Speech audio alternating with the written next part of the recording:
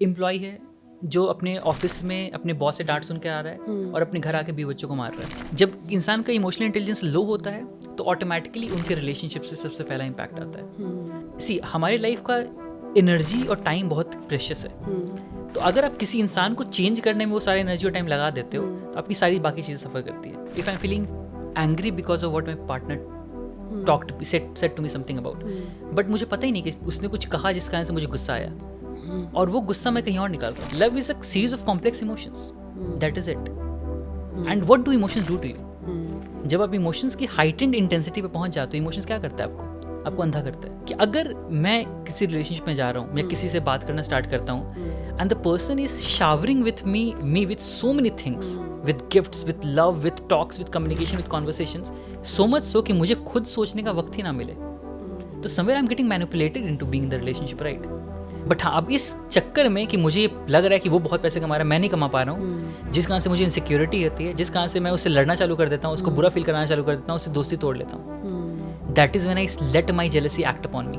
How much time does a man take to fall in love? Hi, my name is Shivam and आज मैं आया था dimpled way में and a really fun exciting podcast on life, relationships, emotions, बहुत सारे wide angle topics पर उन्होंने discussion किया and it was really intriguing and very interesting conversation. तो आई एम प्रीटी श्योर कि आपको भी पसंद आएगा ये conversation, and if you do please do like, comment and share this video and do subscribe to the channel.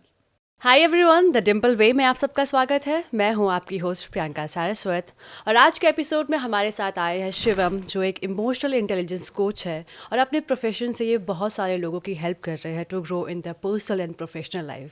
So please welcome Shivam with us today. Thank you so much, Priyanka. Hi sir, how are you today? I'm doing good. How are you doing? I'm doing great. So let's talk about your journey. You were an engineer first, right? Then you shifted to this career, to being this emotional intelligence coach. Right. So ये shift कैसे हुआ? Right. So I think as engineers or someone into science, एक सबसे basic चीज़ सिखाई जाती है to question things, question a lot of things, right? And वो curiosity थी. I mean, I was very curious towards science in general as well. And that curiosity led me towards asking different questions about different parts of life as well. And एक point आया था, I think, engineering में masters के वक्त, जब I started figuring out a lot of things, observing a lot of things around people. And एक चीज़ बहुत normally notice किया मैंने कि a lot of people do tend to suffer because of lack of understanding about themselves. काफ़ी लोग suffer करते हैं because awareness कम है उनको दिमाग के बारे में, मेंटली, इमोशनली, बहुत सारी चीज़ों के बारे में। उस वक्त मुझे भी ज़्यादा अवेयरनेस नहीं थी उस चीज़ के बारे में, बट ये चीज़ मुझे लगा था कि लोग सफ़र ज़्यादा कर रहे हैं because of lack of understanding about themselves, and ये गैप मैं ब्रिज करना चाहता था, राइट? सो इस चीज़ को ब्रिज करने के लिए I started reading more, observing more, studying more, getting into more details about those particular things. And जब वो चीज़ें आनी चालू हुई, देन एक पॉइंट आया जहाँ पे road my first book, that was how to unleash your true potential. Okay, while you were serving as an engineer, right? Yes, right. तो उस पर्टिकुलर पार्ट के बाद वो जब प्रोसेस स्टार्ट हुआ, book luckily got very good recognition from people, and then वहाँ से एक जर्नी स्टार्ट हो गई जहाँ पर people started calling me for interviews and workshops and events, and वहाँ से एक पार्ट स्टार्ट हुआ दैट आई रियलाइज्ड कि yes, through writing I wanted to bridge this gap, right? कि लोगों को बेटर अवेयरनेस मिले about themselves, about their mind better. लेकिन समझ में आया कि पर्सनली, प्रोफेशनली, वर्कशॉप वाइज भी बहुत लोगों को हेल्प मिल रहा है, तो I started shifting into this particular path कि शायद जो इम्पैक्ट मैं राइटिंग के थ्रू लेकर आना चाहता था वो इन पर्सन ज़्यादा बड़ा इम्पैक्ट होता है। So that is where I became a full time coach now. Okay, so ये हमेशा कहा जाता है इंजीनियर सब करता है बट इंजीनियरिंग नहीं करता। How true is that? I think you are also one of those examples. It is very true. I enjoyed my time as an engineer. I did full-fledged research into engineering as well and aerospace engineering. वो भी हुआ, but एक point आया था life पे जहाँ पर I had to choose between this और दैट, या तो ये कंप्लीट करो because I was completely into this field. एक टर्निंग पॉइंट कब आया जब आपको लगा कि I want to kind of make it my profession? Right, I actually एक पॉइंट आया जहाँ पर मैं दोनों चीज़ें मिड में कर रहा था, दोनों चीज़ें साथ साथ कर रहा था, ट्राई कर रहा था बैलेंस करने का, obviously not in the full fledged area, but मैं कर रहा था। बट एक पॉइंट रियलाइज हुआ कि ये स्पेस आ गया जहाँ पे मुझे या तो ये चुनना पड़ेगा कम्प्लीटली या तो ये चुनना पड़ेगा completely, and that is when I realize that okay I want to go with this in this life coaching because it is very well gratifying. काफ़ी आप जो इम्पैक्ट डालते हैं लोगों के ऊपर, and you see great results as well. It's very very beautiful thing to process. Okay, so पहले इसी से स्टार्ट करते हैं। What is emotional intelligence if you have to make it understandable to the normal audience? Right, the very interesting thing about emotional intelligence is the way you respond to your emotions rather than reacting impulsively to your emotions. अब जब हम बात करते हैं इस particular चीज़ की, तो बहुत ही कॉमनली यूज टर्म है ना इमोशनल इंटेलिजेंस की। इमोशंस के साथ इंसान इंटेलिजेंट नहीं होता है। हम बोलते हैं इमोशनल जो इंसान इमोशनल होता है वो इंटेलिजेंट नहीं होता है. जो इंसान इमोशनल होता है वो लॉजिकल नहीं होता है, रैशनल होता है, वो अच्छे डिसीजन नहीं ले पाता है, right. And this is what exactly the opposite of emotional intelligence is, because emotional intelligence is about using your emotions to your advantage. हम कहते हैं कि इमोशंस के थ्रू आप वीक हो जाते हो, बट रियलिटी में emotions make you strong only if you know how to understand and respond to those emotions. अगर आप रिएक्ट करते रहोगे इमोशंस पे, it becomes a baggage for you. But if you understand those emotions, then find a way to work around those particular things, then you are able to respond to those emotions and they become your strength. So that exactly is a core crunch of emotional intelligence. EQ और IQ में क्या difference है? It is said that EQ अगर आपका ज़्यादा strong होता है, of course it's kind of better than IQ. Right. See, EQ like IQ is intelligence quotient. EQ is emotional quotient, obviously, right? जब हम बात करते हैं EQ वर्सेस IQ की, तो IQ इज एक ऐसा ट्रेट है जो 70-80% of those traits is hereditary. That means if you are genius you should thank your parents, not yourself. But emotional quotient जो होता है, इट इज समथिंग जो डेवलप होता है with time at any time. मतलब मैं एट एज ऑफ 50 और 60 भी कह सकता हूँ कि I can develop my EQ. But IQ doesn't happen that way. If you are born and raised in a particular environment, 16-17 साल तक आपकी IQ कांस्टेंट हो जाती है. उसके बाद कोई चेंज नहीं आता है, बहुत ही कम चेंज आता है IQ में. EQ can develop any particular point of time, and IQ is good for growth, lot of changes and challenges as well, but EQ is very very important for relationships, for your personal growth and professional growth as well, in terms of how fulfilled do you feel at whatever you're trying to do. Because काम करना एक चीज़ होता है और उसमें happiness, fulfilment ढूंढ पाना अलग चीज़ होता है. रिलेशनशिप में जाना एक चीज़ होता है, बट उसको एक्चुअली डिफाइन कर पाना एक अलग चीज़ होती है. So I think that is the whole difference between IQ and EQ. In fact जो एक just in talk in a funny way, most of the psychopaths and murderers tend to have a very high IQ, but they lack EQ. They lack empathy. तो उनकी IQ के बहुत strong होने पे भी बहुत सोसाइटी को कोई हेल्प नहीं मिल रहा है एक्चुअली. बट EQ होने पे it can become such a beautiful part of the society. A person who has such high IQ, अगर उनमें EQ हो जाए डेवलप, तो imagine how beautiful they can contribute to the society. I think that's the major difference. What are the common signs कि एक इंसान में EQ कम है, इमोशनल क्वोशिएंट कम है? जब हम बात करते हैं EQ कम होने की, तो सबसे बेसिक पॉइंट आता है अपने इमोशन को समझने की. इमोशंस को समझना एक बहुत ही ट्रिकी पार्ट है. क्यों? बिकॉज हमें लेबल करने की आदत है अपने इमोशंस को. हम नॉर्मली क्या कहते हैं कि इमोशंस दो होते हैं, पॉजिटिव इमोशंस और नेगेटिव इमोशंस. एंड फनीली ऐसा कुछ नहीं होता है. हम लेबल करते हैं एक्चुअली में कि ये पॉजिटिव इमोशन से मुझे इनके साथ रहना है, ये नेगेटिव इमोशन से मुझे इनसे दूर भागना है. बट रियलिटी में all emotions are important for you. Biologically speaking, psychologically speaking, physiologically speaking, all emotions are very very important for you. But the moment we label them as positive emotions or negative emotions, what we tend to do, we tell ourselves कि मुझे 5-6 चीज़ें ही feel करनी है. I need to be happy, I need to be motivated, I need to be calm, I need to be at peace, but I don't need to be anxious, I don't need to be fearful, I don't need to be scared. तो हमने क्या किया, automatically उसको label करना चालू किया, ये मुझे इससे दूर भागना है. और जितना हम दूर भागने की कोशिश करते उतना वो हम पे हावी होना चालू कर देता है. एंड ये गलती करते हैं हम इमोशंस को ना समझने की. तो सबसे पहला sign of a person of low emotional intelligence is they are not able to spot how to understand and how to read their emotions. कि वो इमोशंस कहना क्या चाह रहे हैं. क्योंकि हमारी आज की जो ज़िंदगी बनी हुई है, हमें बहुत स्पेस और बहुत टाइम देती है अपने इमोशन से भागने की. लाइक मुझे अगर स्ट्रेस हो रहा है तो मेरे पास बहुत आसान स्केप है ना, मैं मोबाइल फ़ोन निकाल के स्क्रॉल करने बैठ जाऊँगा. मुझे स्ट्रेस हो रहा है, मैं जाके पार्टी करने चला जाऊँगा, राइट. मैं ड्राइव पे चला जाऊँगा, वेकेशन पे चला जाऊँगा, कुछ भी कर लूँगा अपने इमोशन से भागने के लिए. और ample number of resources and चीज़ें हमारे पास अवेलेबल है to run away from those emotions. I think that's one of the very important science कि हम कितना भाग रहे हैं उन इमोशन से. That is low emotional intelligence actually. And the second part कि वो इमोशंस को प्रोसेस कैसे कर रहे हैं और कैसे मैनेज कर रहे हैं. और most of the times it comes out in their relationships, in their professional spaces as well. जब इंसान का इमोशनल इंटेलिजेंस लो होता है तो ऑटोमेटिकली उनके रिलेशनशिप से सबसे पहला इम्पैक्ट आता है. Because then you are not able to communicate about what you are feeling, how you are feeling, what do you want, what the other person wants. एक बहुत बड़ा गैप आ जाता है. एंड स्पेशली अगर दूसरा पर्सन है इमोशनली इंटेलिजेंट या aware, तो और बड़ा प्रॉब्लम आ जाता है. Because the other person feels कि मेरी नीड्स फुलफिल नहीं हो रही है. सो आई थिंक रिलेशनशिप्स पे, पर्सनल फुलफिलमेंट पे, प्रोफेशनल फुलफिलमेंट पे इसका बहुत स्ट्रॉन्ग इम्पैक्ट पड़ता है. जिसका EQ कम है, इमोशनल इंटेलिजेंस कम है जिसके अंदर, तो वो कितना इम्पैक्ट कर सकता है आपके पार्टनर को? बहुत ज़्यादा. सी, अगर आप खुद नोटिस करो ना कि अगर if I am feeling angry because of what my partner talked said to me something about, but मुझे पता ही नहीं कि उसने कुछ कहा जिस कारण से मुझे गुस्सा आया, और वो गुस्सा मैं कहीं और निकाल रहा हूँ. जो सबसे फनी एग्जांपल जो हम पहले जनरेशन में बात करते थे, लास्ट जनरेशन में बहुत बात करते थे, और आई थिंक देखते थे भी मूवीज़ में, सीरीज़ में भी, कि एक एम्प्लॉय है, जो अपने ऑफिस में अपने बॉस से डांट सुन के आ रहा है और अपने घर आके 20 बच्चों को मार रहा है, वो ट्रॉमा उधर लेके, right? Exactly, this is typical low emotional intelligence. You are feeling something in your office, आपको बुरा लग रहा है, गुस्सा आ रहा है, फ्रस्ट्रेशन आ रहा है, जो भी चीज़ फील हो रहा है, agreed, nothing wrong about that feeling, but आप समझ नहीं पा रहे हो कि मेरे साथ हो क्या रहा है, राइट? क्या हो रहा है, क्या करना चाहिए मुझे उस चीज़ के लिए. तो आप क्या कर रहे हो, आप उसको लेके बैठ जाओ अंदर, आप बात भी नहीं करो उस चीज़ के बारे में. You not talking to that particular thing about with your wife, because आपको लगेगा कि मैं ऐसी बातें करूंगा तो people will not accept me, understand me. तो आप उसको अंदर ही अंदर दबने देते हो, लेकिन आपके अंदर तो भरा हुआ वो चीज़. जब आप घर जाते हो तो आपको दिखता है वीकर पर्सन, जो चाइल्ड से, कि वो तो आपसे वीकर है in that, in every sense.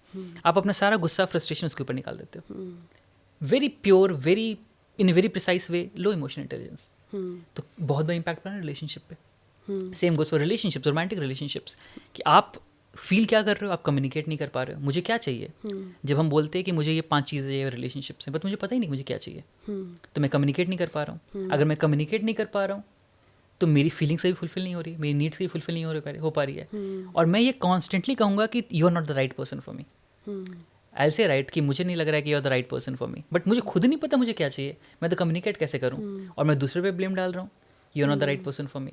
Again, low emotional intelligence. Another very key sign is that they tend to run from one place to another always. In relationships, they're always running from one relationship to another. In professional life, they're always running from one profession to another or one place to another. Even physically and financially, they're always running from one piece of worth to another piece of worth. For example, आज मैं ये card ले लूँगा तो मैं finally वर्दी कहलाऊँगा, but 2 दिन बाद वो फीलिंग खत्म हो गई. अब मैं अगली कार्ड लूंगा तो मैं वर्दी कहलाऊंगा, फिर अगली कार्ड लूंगा तो वर्दी कहलाऊंगा. तो हम constantly running, right? Because peace नहीं अंदर, इमोशनली स्टेबिलिटी नहीं अंदर. Very very unique and very prominent science की वो इम्पैक्ट करता है हमारे रिलेशनशिप्स पे, not only outside, internal relationship as well.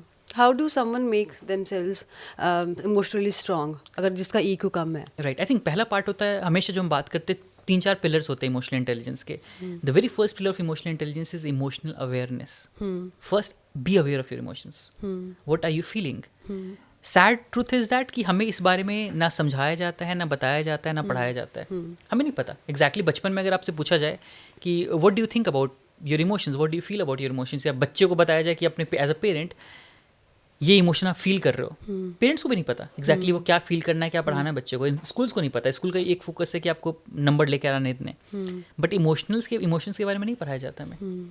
तो I think the very first step should be to teach people, including yourself, about what exactly emotions are and what can you feel, how do you feel, what exactly those emotions are trying to tell you.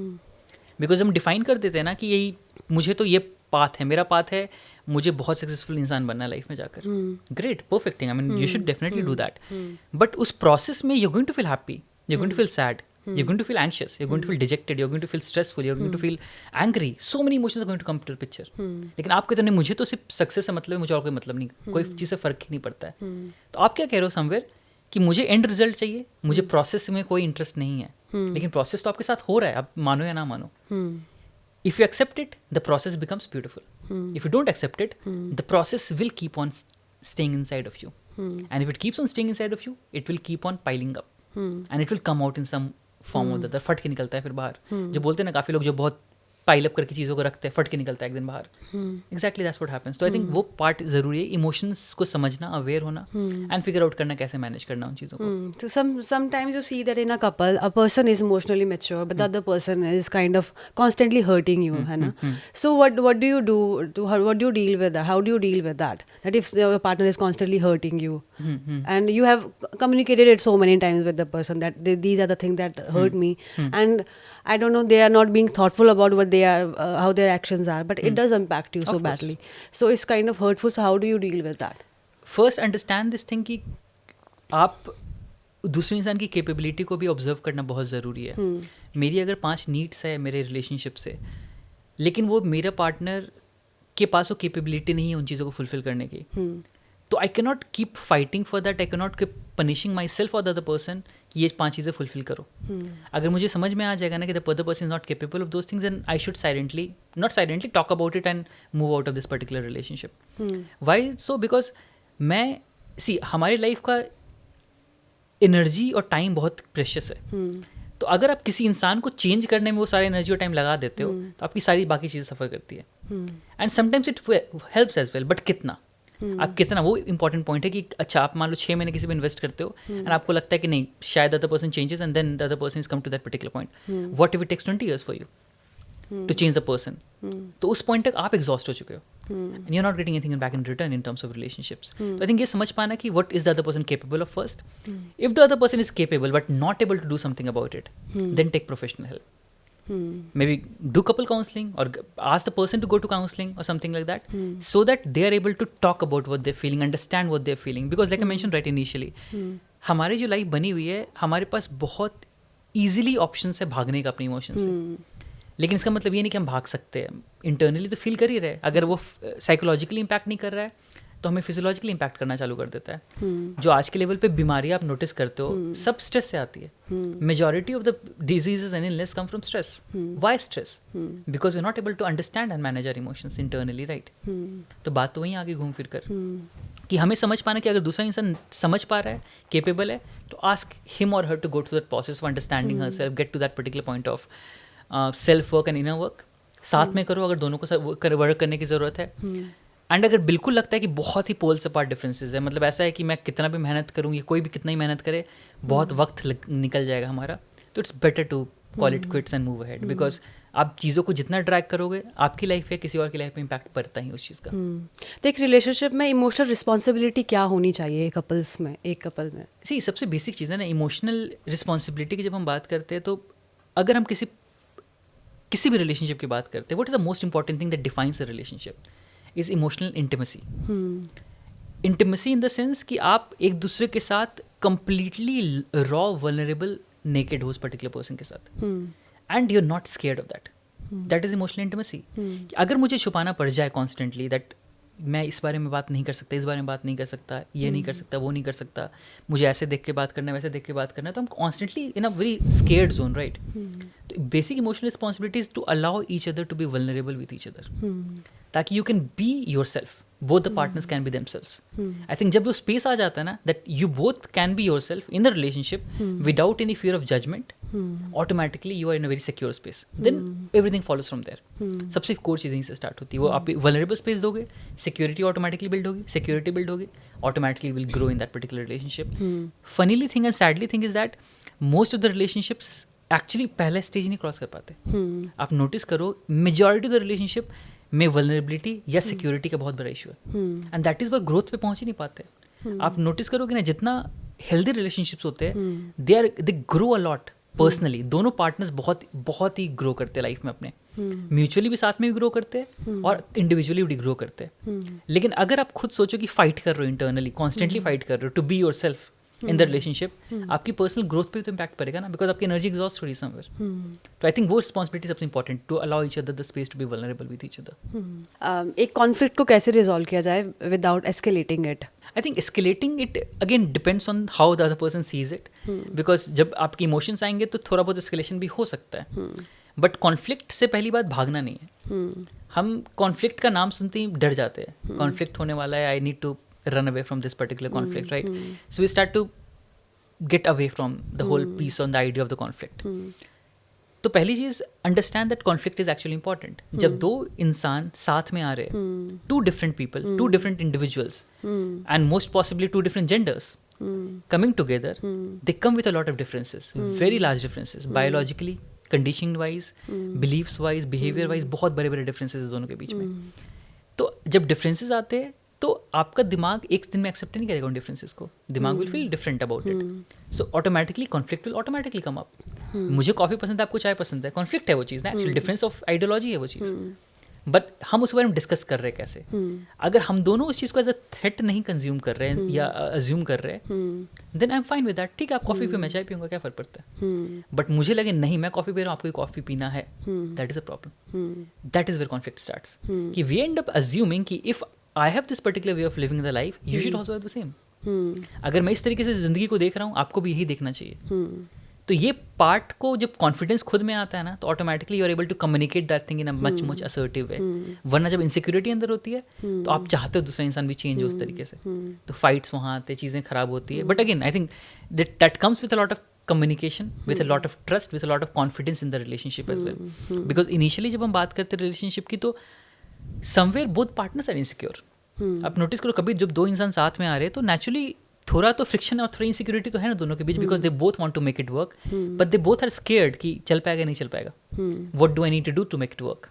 तो जब insecurity बीच में आ रही है तो naturally doubt भी आ रहा है बीच में. तो डाउट के चक्कर में ट्रस्ट डेवलप नहीं हो पा रहा है एंड कम्युनिकेशन सही नहीं हो पा रहा है. तो आई थिंक वो पहले स्पेस दो खुद को एक दूसरे को उस पर्टिकुलर पॉइंट तक पहुंचने का, क्योंकि we both can trust each other and then handle through differences, talk about the differences, deal with it in a particular way rather than going the complete aggressive route or the complete defensive route.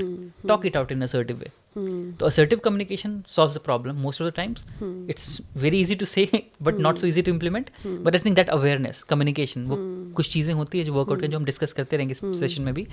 But I think a lot of things can be worked around if handled properly. Okay, so what would you want to say to the men in order to understand women? Because most of the time it happens that आपके reactions निकलते हैं because you feel that some needs are not being fulfilled, that I have communicated some emotions of mine और वो understood नहीं हुए सामने से, and obviously repetitively जब होता जा रहा है तो मेरा रिएक्शन निकलेगा. लड़कियों का होता है ऐसा, रिएक्शंस निकलते हैं, बट फिर then you are being called that you are being crazy, you are being mad, you are not someone that you can hang around. So वो क्यों होता है? ये सबसे बड़े डिफरेंसेस है ना, ये मेन एंड वुमेन का जो सबसे बेसिक डिफरेंस आता है ना कि how they process their emotions is very different. Not primarily because they are born in a different way, but they have been conditioned in a different way. एक normal जब child, जब छोटा बच्चा होता है, आप नोटिस करोगे छोटा सा लड़का हो या लड़की हो, दोनों सेम चीज़ों पे रोते हैं. भूख लगेगी तो दोनों बच्चे रोएंगे. ऐसा नहीं है कोई बच्चा लड़का रो रहा है नहीं रो रहा है, लड़कियाँ रो रही है, ऐसा नहीं होता. दोनों रो रहे हैं, दोनों कम्युनिकेट कर रहे हैं अपने इमोशंस को. बट एक पॉइंट आता है, जर्नी आता है जहाँ पे हम लड़कों को बोलना चालू कर देते हैं ना कि लड़कियों की तरह मत रो, बी लाइक अ मैन, तुम्हें तो स्ट्रांग रहना है, तुम्हें तो बहुत सारी चीज़ें करनी है. तो समवेयर हम लड़कों को सिखा देते हैं इवेंचुअली एक पर्टिकुलर पॉइंट पे कि you don't need to cry, you can not cry eventually, right, because if you cry you are not being a man. तो somewhere as a society we condition men to not process our emotions, to not talk about our emotions. But emotion से बात ना करने से solve तो problem नहीं हो रही. इमोशंस तो आपके अंदर ही है. इमोशंस आप प्रोसेस नहीं करो इसका मतलब इमोशंस गायब नहीं हो गया. इमोशंस अंदर ही अंदर भर रहा है, वो फटने के लिए बाहर निकल रहा है. And that is a very interesting reason as well कि most of the men associate with anger and pride. Men को गुस्सा बहुत आता है और वो प्राइड बहुत ज़्यादा फील करते हैं अपनी चीज़ों को लेकर. विमेन के लिए अलग चीज़ें आती है. वैसा क्यों होता है? बिकॉज मेन के लिए वो चीज़ है ना कि आप अपने सैडनेस को, अपने फियर को दबा कर रख रहे हो, वो सारा कुछ एंगर के थ्रू निकल रहा है. तो निकल तो वो भी रहा है कहीं ना कहीं फॉर्म से, बट प्रोसेस नहीं हो रहा अलग तरीके से. तो again coming back to the main point कि process, men and women process their emotions very differently. तो मतलब right from the childhood women have got this opportunity and the space to talk about their emotions कि मुझे ये feel हो रहा है, मुझे ये फील हो रहा है, मुझे ये फील हो रहा है. And interestingly women process their emotions while talking and most of the time men process their emotions internally. अब लेट्स से कि आप अपने पार्टनर को बोलते हो कि ये हो रहा है ऐसा, मुझे ये चीज़ पसंद नहीं आई इस रिलेशनशिप की, मुझे ये नहीं पसंद आ रहा है कि आप ऐसे बात कर रहे हो, मुझे नहीं पसंद आ रहा है कि हम यहाँ पर गए थे. Men will often think like कि why she is so complaining, इतना कंप्लेन क्यों करता है, मतलब छोटी छोटी बात पे तुम्हें कंप्लेन क्यों करना होता है. What the man is not realizing there is that women is just processing her emotion by talking about what she is feeling. आपने भी फील किया होगा वो चीज़ें, बट आपने इंटरनली इसको या तो प्रोसेस कर लिया, तो इग्नोर कर दिया, या तो निकाल दिया, राइट. तो आपको लगा कि अगर women is talking about those particular things मतलब वो बहुत इंपॉर्टेंट हो गया. बिकॉज मेन का दिमाग कैसे काम कर रहा है कि मुझे बात करने की ज़रूरत तभी पड़ती है जब पानी यहाँ तक भर चुका होता है, बिकॉज मैं तो बाकी चीज़ इग्नोर कर रहा हूँ या तो बाकी चीज़ प्रोसेस कर रहा हूँ इंटरनली. तो I only talk about my emotions only if it is very very urgent and important. I don't talk about any other things. तो बहुत इंपॉर्टेंट चीज़ों की हम बात करते हैं. Women on the other hand will try to process emotions through talking. तो when women talk about their problems, men will think यार तुम्हें हर चीज़ से प्रॉब्लम है, बिकॉज उनको लग रहा है कि अगर मैं इनकी जगह होता तो मैं तो इनके बारे में बात नहीं करता, इस चीज़ की छोटी चीज़ के बारे में बात नहीं करता. तो अगर वो इस छोटी सी चीज़ के बारे में बात कर रहे हैं तो मतलब ये बहुत बड़ा प्रॉब्लम है. और अगर बहुत बड़ा प्रॉब्लम है तो हमें सॉल्व करना पड़ेगा, बट इसका कोई सोल्यूशन नहीं है, बिकॉज हम कहाँ जा रहे, कहाँ नहीं कर रहे, क्या नहीं कर रहे, it can not be changed. तो often when women process their emotions by talking, men often see it as complaining. So what do men need to change about this particular thing is that most of the times when women are talking to you about something, it doesn't mean that they're complaining or telling you कि ये गलत है, ये सही है. It is mostly about her processing her emotions. You don't always need a solution for all the things. Some things need a solution, some things don't need a solution. Some things just can happen while internally while processing. In fact, आप notice खुद करते हो कि जब आप बात कर रहे हो बहुत सी चीज़ों के बारे में, आपको खुद दिमाग का catharsis उससे वहीं पे हो रहा है। राइट, आपको फिर उसके बाद बात करने की जरूरत भी नहीं पड़ रही है। आई एम डन, हो गई, मुझे बात करना था, बस निकालना था अपने सिस्टम से, बिकॉज आपको ही समझ में आ रहा है कि इसका कोई पर्टिकुलर सॉल्यूशन नहीं एग्जिस्ट करता है, बट निकालना जरूरी है सिस्टम से। That is a very very important part. तो मेन को ये पहले समझना बहुत जरूरी है कि women are processing their emotions by talking, and women को ये समझना ज़रूरी है कि if a man is constantly giving him solutions, giving her solutions, it doesn't mean that he is invalidating your emotions. वो जानबूझ के अपनी इमोशंस को इनवैलिडेट नहीं कर रहे हैं, बट उनको खुद नहीं पता कि वो कैसे अपनी इमोशंस को हैंडल करें, आपको कैसे इमोशंस को कैसे हैंडल करेंगे। तो समवेयर ये पार्ट दोनों पार्टनर को समझना बहुत ज़रूरी है कि दोनों के इमोशंस को प्रोसेस करने का तरीका बहुत ही ज़्यादा डिफरेंट है।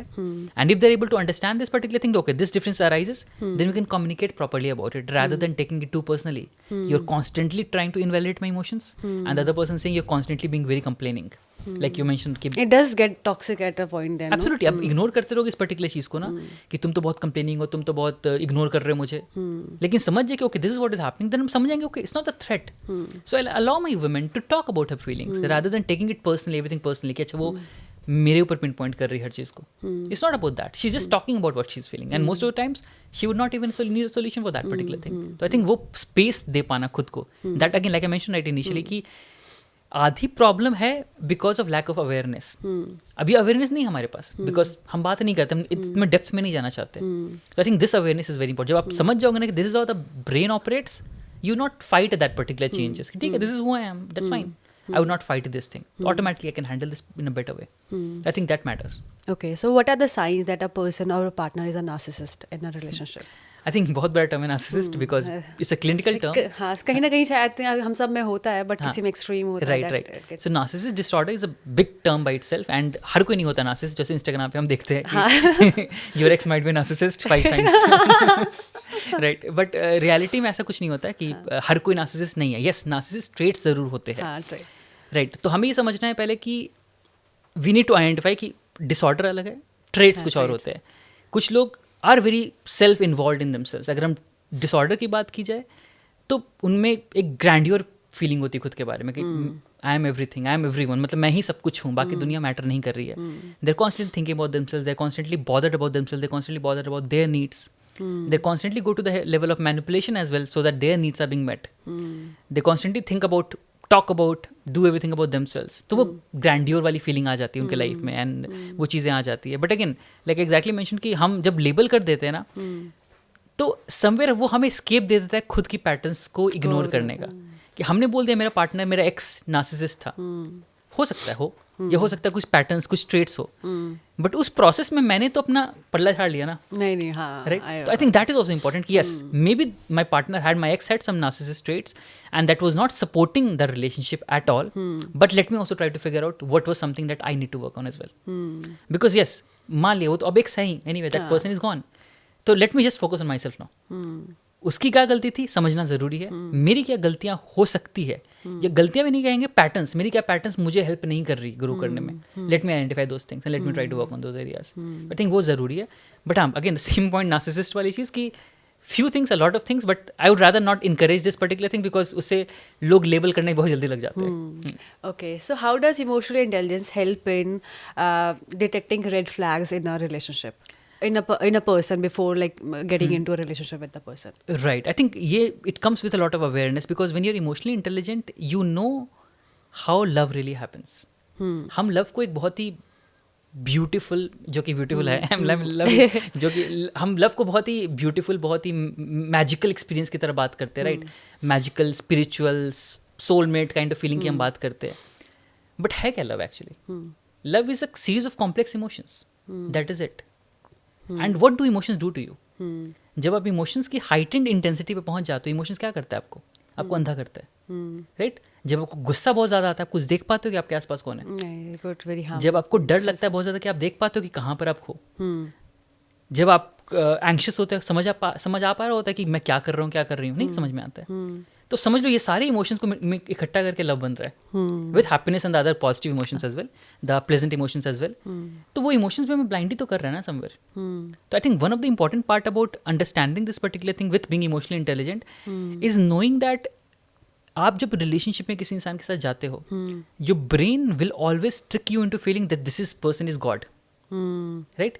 ये सब कुछ है और इस सारे 2-3-4 ट्रेट्स मुझे अच्छे दिख रहे हैं ना, इसको ग्लोरीफाई करो, और बाकी चीज़ों को इग्नोर करो। Y so? बिकॉज अगर हम ग्लोरीफाई करेंगे तो हमें अच्छा फील होगा, बहुत ही कॉन्फिडेंट फील होगा, और इग्नोर करेंगे तो मेरा वो prospect of finding love will increase.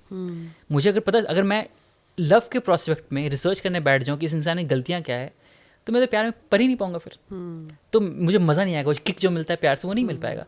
तो समय मेरा दिमाग कहता है छोड़ दो, उन चीज़ों को इग्नोर करो, बाद में देखा जाएगा क्या उनके ट्रेट्स है, क्या उनके हैबिट्स है, क्या उनके, उनको छोड़ दो, आई सी लेटर। वो प्रोसेस सबसे बड़ा गलत प्रोसेस है। बिकॉज हम क्या कर रहे हैं ना, हम खुद को सिर्फ इमोशंस के बेस पे रिलेशनशिप चूज करने को बोल रहे हैं कि कितना आपको मजा आ रहा है किसी इंसान के साथ, वही डिफाइन करना चाहिए कि आपका रिलेशनशिप कितना अच्छा होगा। But that is not true.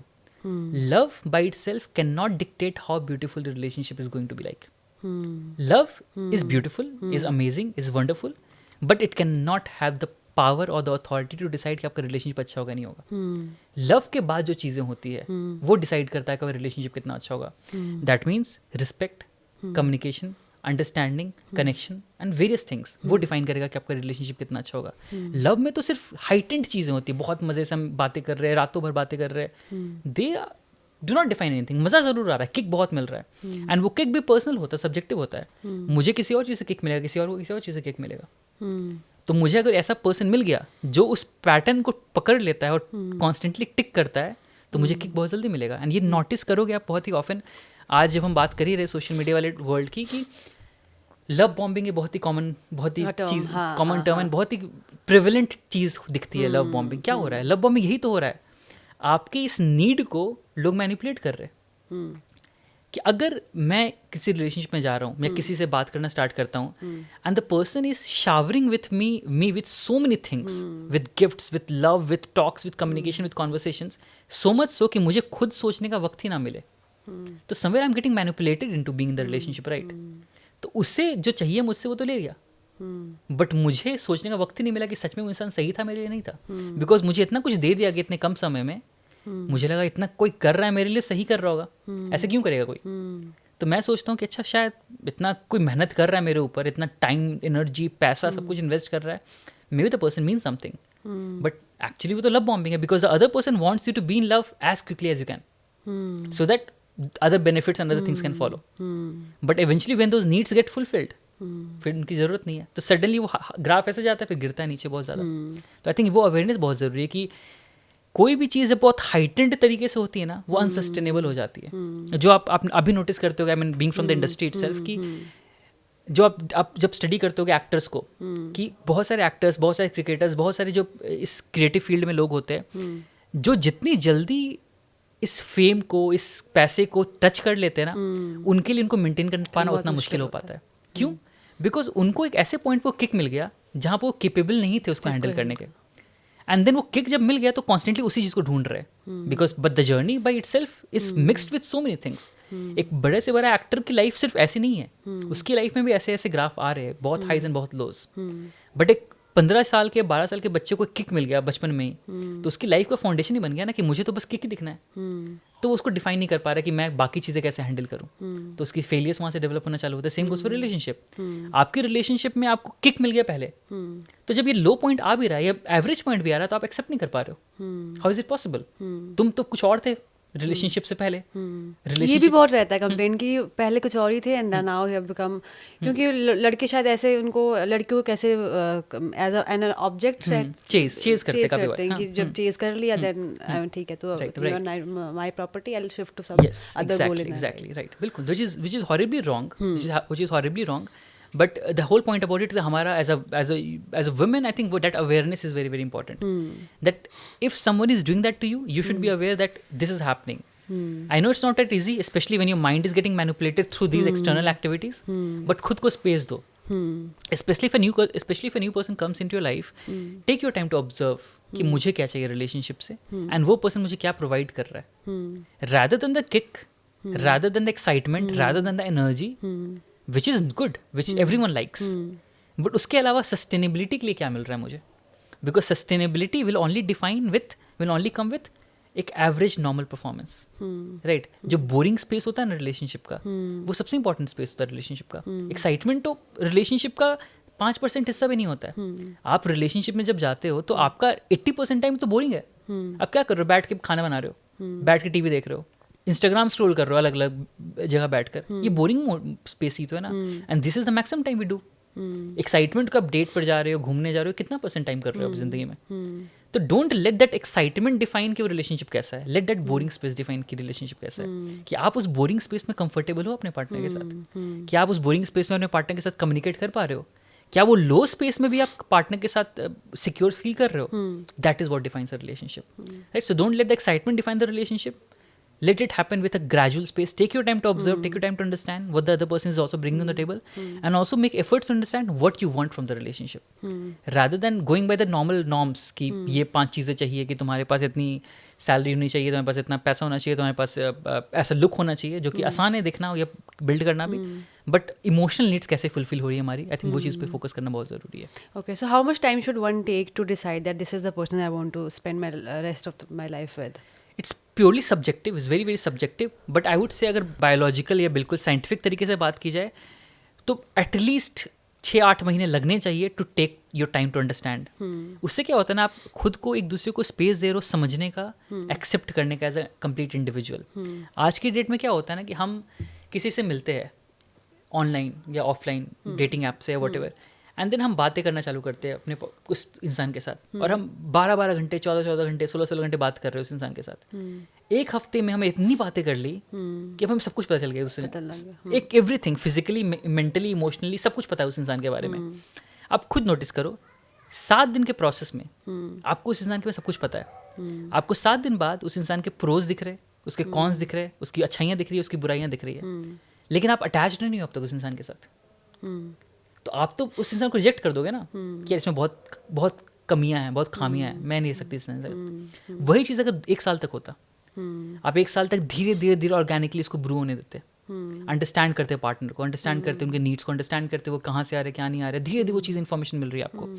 तो जो कमियां और जो खामियां के कारण आपने इग्नोर किया था उनको, या उन्होंने आपको इग्नोर किया था, वो चीज़ें इतनी बड़ी प्रॉब्लम नहीं लगती. बिकॉज आप जानते क्योंकि the person, I am attached to this person, I love this person, and this flaws are, it's okay, I don't care about this flaws. Why don't I care about this flaws? Because I know it's just part of being human. Why I'm able to make this decision right now? Because I'm attached to this person, because मैंने वक्त दिया इसको build करने का. Too early, अगर आपको बहुत सारा डेटा मिल जाए तो you're being too logical in the relationship. Like I mentioned, being too logical और being too emotional, both are too harmful for the relationship. तो आपको बैलेंस ढूंढना है. अगर बहुत लॉजिकल हो जाए कि आपको एक पन्ने में लिख दिया जाए कि ये चीज़ें हैं, ये चीज़ें, आप कभी ढूंढ नहीं पाओगे कौन इंसान अच्छा है. जो सबसे बड़ा प्रॉब्लम होता है अरेंज मैरिजेस में, कि आपको सब कुछ फैक्ट्स एंड डेटा पता है, बट क्या आप हमेशा स्टेबल अच्छे रिलेशनशिप बिल्ड कर पा रहे हो? नहीं कर पा रहे हो. Same goes for love marriages, कि अगर आप प्योरली इमोशनल बेसिस पे कर रहे हो कि ये प्यार इतना अच्छा, अपने हमारे प्यार में इतनी ताकत है, हम प्यार में ये कर रहे हैं, हम घर से भाग के निकल गए, हमने इमोशनल डिसीजन लिया वहाँ पर, again does not decide anything. To being pure emotional, like love marriages, not all love marriages, some love marriages जहाँ सिर्फ इमोशंस ही थे, कोई लॉजिक नहीं था, या फिर बीइंग प्योर लॉजिकल, कि on paper great relationship but emotions है ही नहीं, इमोशंस की बात भी नहीं कर पा रहे, बोथ आर हॉरिबल. तो फाइंड द बैलेंस, कि आप वक्त भी लो बिल्ड करने का इमोशनल नीड्स को, और वक्त लो दूसरों को समझने का भी, कि what the other person is bringing on the table, what am I bringing on the table, and is our needs getting met. तो आई थिंक वो मिड पॉइंट ढूंढ पाना बहुत जरूरी, वो वक्त के साथ खुद हो जाता है. सुनने में कॉम्प्लिकेटेड लग रहा है, but when you give it time तो ऑटोमेटिकली खुद बिल्डअप होना चालू हो जाता है. How much time does a man take to fall in love? Because there is always a confusion that does this person love me or not? But actually कैसा होता है? As a man, I would want to know from you. जितना women को लगता है उससे ज़्यादा लगता है मैन को टाइम. हाँ, ज़्यादा. Actual love, I mean not the physical intimacy वाला लव. जो अट्रैक्शन, जो मेन काफ़ी बार बोलते हैं कि I just saw her and fell in love, वो फिजिकल अट्रैक्शन है, वो फिजिकल इंटीमेसी के लिए और looking for something basically. Actual love see एक सिंपल सा फैक्ट है, लाइक आई मेंशन कि इनिशियली, कि मेन को बचपन से सिखाया नहीं गया इमोशंस को हैंडल करना, या समझना, या एक्सेप्ट करना, या उनको डील करना. तो आप नोटिस करोगे कि men are always less emotionally aware than women. Always, किसी भी चीज़ से लेकर, women are able to understand emotions much better compare to man, average में मोस्ट ऑफ टाइम्स. तो अगर प्यार की जो हम प्योर डेप्थ की बात कर रहे हैं about love, if women is taking 2 months 3 months, तो मेन को 4 महीने लगेंगे, बिकॉज उनको प्रोसेसिंग थोड़ा स्लो होगा उससे, बिकॉज मेन को प्रोसेसिंग की आदत नहीं है. Right, I would not have all the skills to process my emotions, because first I don't want to talk about that emotion. मैं कितने से बात करूंगा? इनफैक्ट मैं अगर दोस्तों के पास जाता हूँ बात करने इस चीज़ के लिए, वो तो मुझे हंस के भगा देंगे, क्या बकवास कर रहे हो यार. चलो पार्टी करते हैं, तो majority times I don't have the space to talk about this emotion. घर वालों से बात नहीं कर सकते बिकॉज उनके पास भी स्पेस नहीं है. तो मेरे पास स्पेस कहाँ इमोशन की बात करने का. As a woman you have space, you can talk to your friends, they will understand your emotion, they will accept and understand, they will talk to you about what you are feeling, what you are not feeling. तो women have this higher processing space and ability as well compared to men. So that is why I said कि men को थोड़ा ज़्यादा वक्त लगेगा pure love में जाने के लिए. Okay. So how much time does a man or a woman take to come out of a relationship and after breakup? कैसे कैसे प्रोसेस करते हैं दोनों breakups? ये भी बड़ा इंटरेस्टिंग पार्ट है कि इनिशियली शॉक लगता है वुमेन को. इनिशियली वुमेन को शॉक लगता है कि what has really happened, because again उन्होंने प्रोसेस किया जल्दी कि दिस इज मतलब ये this is what has happened really. तो नॉर्मली वुमेन का ग्राफ क्या होता है कि वो ब्रेकअप हुआ, बहुत लो फेज आया उनकी लाइफ में, बहुत लो फेज आया जो कि बहुत कुछ समय तक चला, because they constantly in the feeling mode, processing mode, क्या हुआ मेरे साथ, क्यों हुआ मेरे साथ, क्या गलती थी, क्या उसकी गलती थी, क्या मेरी गलती थी. So constantly in that low phase they take the time to process their emotions. काफ़ी बार लंबा पे चला जाता है अगर वो सही से हैंडल नहीं हो पा रहा है. काफ़ी बार कर ले रहे तो ठीक है, तो वो मान लो 1 महीना 2 महीना लेते हैं उस चीज़ को प्रोसेस करने के लिए, and then one there out. Men on the other hand के प्रोसेसिंग पावर तो थी नहीं, तो उनको इनिशियल लगा चलो ठीक है डन, कुछ कोई बात नहीं, क्या ही होता है, नहीं ढूंढ लेंगे, नहीं कर लेंगे, कुछ और ढूंढ लेंगे. तो उनको प्रोसेस नहीं हुआ कि क्या मुझे मिस हो रहा है. अब कुछ वक्त जाना जब चालू हो जाता है तो मुझे समझ में आता है अच्छा ये छोटी चीज़ मुझे मिस हो रही है, ये छोटा सा केयर मुझे जो मिल रहा था वो तो खत्म हो गया, जो इनिशियली इसको गैदर नहीं कर पाए कि ये होने वाला है मेरे साथ. तो मेन के लिए वो पहले होता है वो केस लड़की ऑलरेडी ये इमेजिन कर रही होती है, उसके बाद वो ब्रेकअप करते हैं और बताते भी है लड़की हाँ, को this is the thing that I this bothering me, and वो नहीं अपने आप में वो एग्जैक्टली राइट. तो विमेन लाइक प्रोसेस कर लेती है और उनको स्टार्टिंग से पता होता है कि this is what I am going to miss as well, मुझे मिस होने वाला है, लेकिन ठीक है I think I need to breakup anyway. तो लाइक आई मेंशन कि उससे पेनफुल ज़्यादा होता है उनके लिए starting process, but once they're out and वो पार्ट के बाद that completely out mentally from the relationship. Men के लिए वो प्रोसेस नहीं आ रहा है स्टार्टिंग में, दे आर फाइन कि नहीं ठीक है कर लेंगे कुछ ना कुछ, अभी चलेगा, पार्टी करके आते हैं, कुछ पीते हैं, कुछ स्मोक करते हैं, what ever.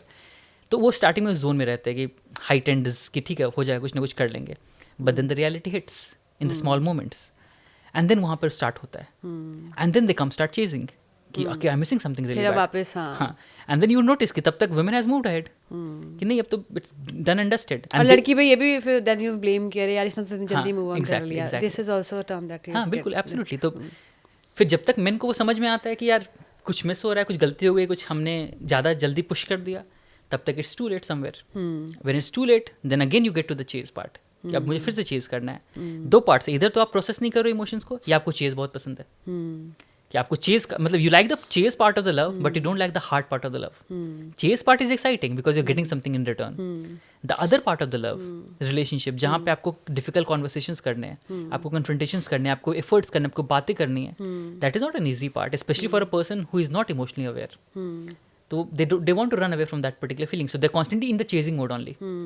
That's why I've noticed कि most of the men are just chasing from one woman to another. Why they're chasing? They're always in that chasing mode because उनको actual relationship का essence ही नहीं पता. उनको chase में ही खुशी मिल जा रही है, बट एक्चुअली रिलेशनशिप को जो फुलफिल करने के लिए, लिव करने के लिए जो स्किल्स चाहिए वो तो है नहीं. ना मुझे बात करना पता है, ना मुझे कन्फ्रंटेशन करना पता है, ना मैं कम्युनिकेट करना जानता हूँ इमोशंस के बारे में, ना आपकी इमोशंस को मैं समझ सकता हूँ. तो मुझे तो I am not able to give anything in the relationship, right? But chase में तो बहुत कुछ दे पा रहा हूँ मैं. तो I am constantly in the chase mode, but I am not sustaining any relationship. तो मेरे बहुत सारे जो बोलते हैं आज के एक टर्म होता है इंटर्नशिप चलते हैं, but nothing gets converted into full time job. और ये भी कहा जाता है कि when a woman is more in love in a relationship तो वो रिलेशनशिप नहीं ज़्यादा चल पाता है. And when the man loves more in a relationship तो वो रिलेशनशिप सस्टेन कर जाता है. And there are so many examples, if you celebrity के एग्जांपल्स आप लोगे in real life also. When the woman is in more in love with the guy, she suffers so much in the process. So how much is true, is it true? See ये जो term है ना, being more in love, it can easily take the term of a traumatic response. Being more in love is not always a healthy sign. It can be a traumatic sign as well कि शायद आप over compensate कर रहे हो उन चीज़ों को जो आपको बचपन में नहीं मिला था. तो again it's not healthy because आप ओवरली एक्सपेक्टेशंस आपकी बढ़ जा रही है अपने पार्टनर से, जो वो फुलफिल कर पाए या ना कर पाए, जिस कारण से आपको लग रहा है कि I am never fulfilled, never satisfied, जिस कारण से आप कॉन्स्टेंटली इन फेल्ड रिलेशनशिप जा रहे हो from the women's perspective I am talking about. तो वो पार्ट है कि yes I don't think over होना चाहिए. ओवर सी हर इंसान का अलग अलग फॉर्म है लव करने का. तो जब हम इसको लेबल करना चालू कर देते हैं ना कि this is I loved you more than you loved me, तो वो टर्म में हमने क्या किया ना कि हमने लेबल कर दिया कि ये पार्ट जो मेरे लव का है ना, ये ज़्यादा स्ट्रॉन्ग पार्ट है लव का, जो आप कर रहे हो बेकार पार्ट है लव का. For example, I am a person who would like to spend more time with you, and you are the kind of person who like to communicate more about कि क्या हो रहा है, क्या हो रहा है, कैसे improve करें. So that is what is love definition for you, right? And that is what is love definition for me. मैं कैसे कह सकता हूँ कि मेरा definition सही है, आपका definition गलत है? तो मैंने ये बोल दिया कि मेरा लव करने का तरीका ज़्यादा अच्छा है या ज़्यादा स्ट्रॉन्ग है, तो मैंने ये बोल दिया ना कि मेरा तरीका सही था, आपका तरीका तो वीक था. It's not like that. I think दोनों पार्टनर्स जब एक दूसरे को एक्चुअली अप्रिशिएट करते हैं और एक्सेप्ट करते हैं और स्पेस देते अपने अपने तरीके से लव करने का, that is where relationship blooms. So I don't think ऐसा कुछ होता है कि एक the one person loves more than the other person. It's more about they both have the space and the place to love the way they want to love, and both the partners are actually receptive of that as well. If my partner's love language is talking about her emotions, I'll give her the space to talk about her emotions. And if the woman feels that if my partner's love language is spending more time with me or going to trips with me, I'll do that more. तो हम दोनों space निकाल रहे हैं एक दूसरे के लिए. I understand that, I appreciate that and I reciprocate on those particular things. वरना क्या हो गया, वही बात आ गई, ये कंपटीशन हो जाएगा लव में भी कि मैंने जो किया वो सही था, तुमने जो किया वो कम था. तो वो एक पार्ट आ जाता है, कॉन्स्टेंट डिफरेंस आएगा. ये डिफरेंस बहुत ही कॉमन होगा मेन एंड वुमेन के बीच में, बिकॉज लाइक आई मेंशन्ड, अलग है दुनिया देखने का तरीका. तो उसको एक्सेप्ट करना, एम्ब्रेस करना बहुत ज़रूरी हो जाता है. So what is the best way to communicate your feelings with your partner after having a major conflict and without overburdening them as well? Right. सी एक चीज़ हम कर सकते हैं हमेशा कि जब आपको लगे ना कि आप बहुत ही हाइटेंड इमोशन स्टेट पे हो, डू नॉट टॉक. उस वक्त आप मत बात करो.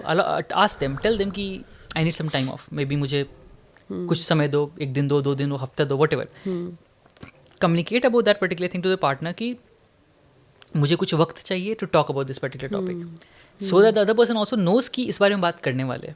ऐसा भी ना उसको आप घोस्ट कर दो कि भाई I won't talk about this ever. Sometimes this is also an issue that if you, the girls को हम लड़कियों को ऐसे रहता है that we want to discuss about it, and the other one कि मेरे को time, I need space, so silent ghost ही कर देता है, को silent treatment देता है. That is also very harmful. So what do you say on that? हाँ बिल्कुल भी, it does not solve any purpose. Because like I mentioned, right, कि आप अगर समझोगे ना कि मेरे पार्टनर की इमोशनल नीड क्या है, if my partner's emotional need is to talk about her feelings and her emotions, and आप उसको स्पेस नहीं दे रहे हो, तो आप कुछ भी कर दो अपने रिलेशनशिप में बाकी चीज़ से उसको कवर अप करने के लिए, it's not solving the purpose. Because आप तो मेन चीज़ें दे नहीं रहे हो. सिंपली एक सेइंग थी कि मुझे भूख लगी है और मैं आपको पैसे दे रहा हूँ लाकर. आपको भूख लगी है, मेरे पैसे देने से क्या प्रॉब्लम सॉल्व हो रहा है? नहीं सॉल्व हो रहा है. तो आई थिंक ये समझना ज़रूरी है कि उसे क्या चाहिए. तो ये समझना मेन को और दोनों वुमेन को भी ज़रूरी है एट पर्टिकुलर पॉइंट कि what the other person is really wanting. तो best point like I mentioned कि पहले टॉक टू द पर्सन जब आप बहुत इमोशनल हाइटेड स्टेट पे हो कि this is what I'll want to take my time to process this emotion, and I'll come back to you in 5 days, 6 days, 7 days, 2 days, whatever time you want to take. But then come back. ऐसा ना हो कि आप उसको ऐसा proof दे दो कि मैं तो भागने वाला हूँ, मैं तो मुझे कन्फ्रंटेशन नहीं पता, मुझे इमोशन के बारे में बात नहीं करनी, मुझे प्रॉब्लम्स के बारे में बात नहीं करनी. Let's just do the happy things, let's just do lovey dovey things, let's not go into the details about क्या हो रहा है, क्यों हो रहा है. तो मत सोचो, डोंट ओवर थिंक. वो प्रॉब्लम है. That's a recipe for disaster. Take your time. I know for a lot of men it's difficult. It's going to be difficult because like I mentioned, उनको सिखाया नहीं गया, उनकी भी गलती, उनको सिखाया नहीं गया इमोशंस प्रोसेस करना. तो थोड़ा मेहनत करो, बिकॉज रिलेशनशिप अगर सक्सेसफुल करना है तो you need to do that. ये एक और जो एग्जांपल काफ़ी बार आ जाता है कि हमारे मदर्स तो कभी कंप्लेन नहीं करते थे, वो तो सफ़र करते थे, वो तो रहते थे ऐसे रिलेशनशिप में, उनको क्या जाता था. तो आप समझो ना कि दुनिया चेंज हो गई है. वो रहते थे रिलेशनशिप में ऐसे बिकॉज उनके पास चॉइस नहीं था. उनमें से कितने एक्चुअली मैरिजेस सस्टेन कर पाते अगर उनके पास चॉइस होता तो, फाइनेंशियली, फिजिकली, इमोशनली. उनको इस तरीके से ग्रो किया गया था. फाइनेंशियली डिपेंडेंट हो अपने हस्बैंड पे, इमोशनली डिपेंडेंट हो अपने हस्बैंड पे, फिजिकली डिपेंडेंट हो अपने हस्बैंड पे. तो वो जाएंगे तो जाएंगे, तो वो सफ़र कर रहे चुपचाप, बिकॉज क्या ही कर सकते हैं. आज के विमेन आर नॉट, उनके पास फाइनेंशियली इंडिपेंडेंस है.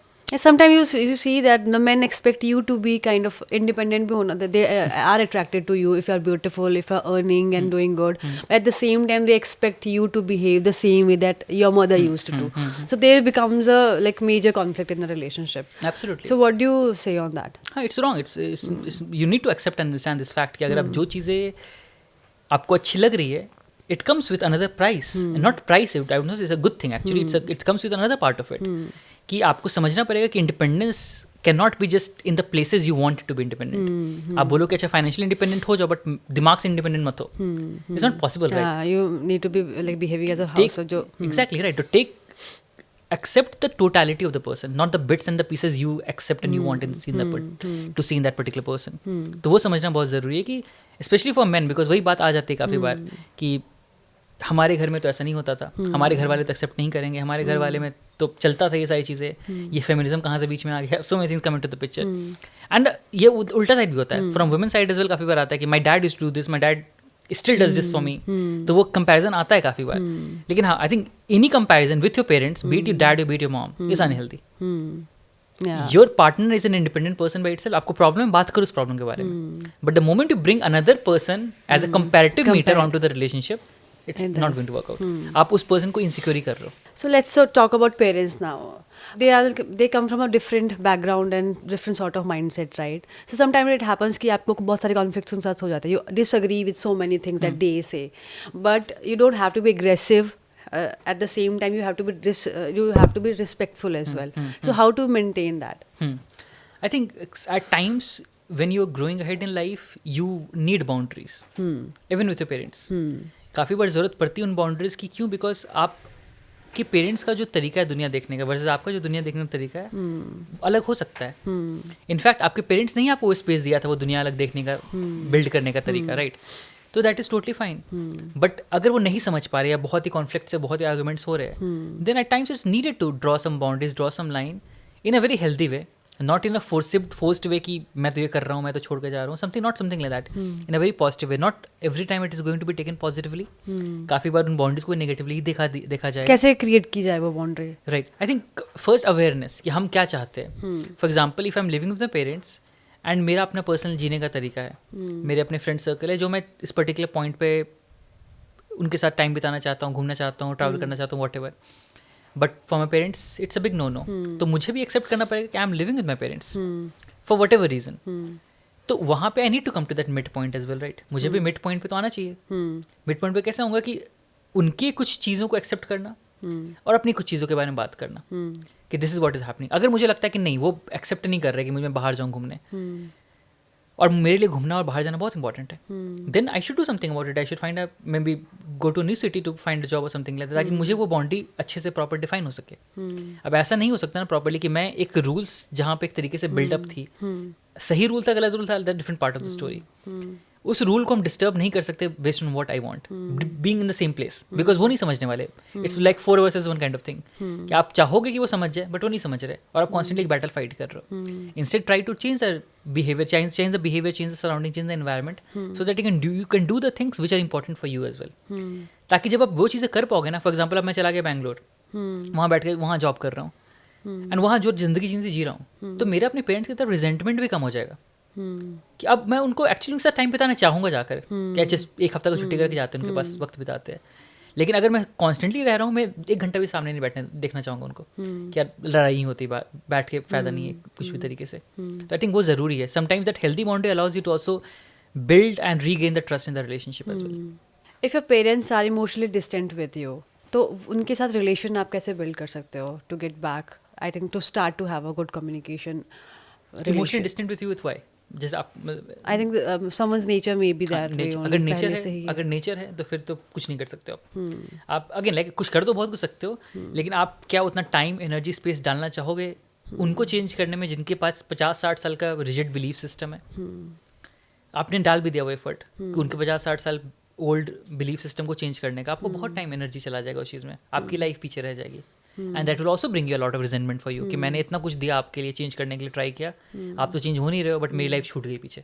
बेटर इज़ कि अगर वो उनका अपना तरीका है लाइफ जीने का, तो आप उस अकॉर्डिंगली अपनी लाइफ बिल्ड करो. फिर कि अगर वो डिस्टेंट है तो आप अपने चैनल्स बिल्ड करो कि आप जहाँ पे इमोशंस के बारे में बात कर सको, कम्युनिकेट कर सको. Try to build some friendships, connections, relationships like that जहाँ पे आप उस पर काम कर रहे हो.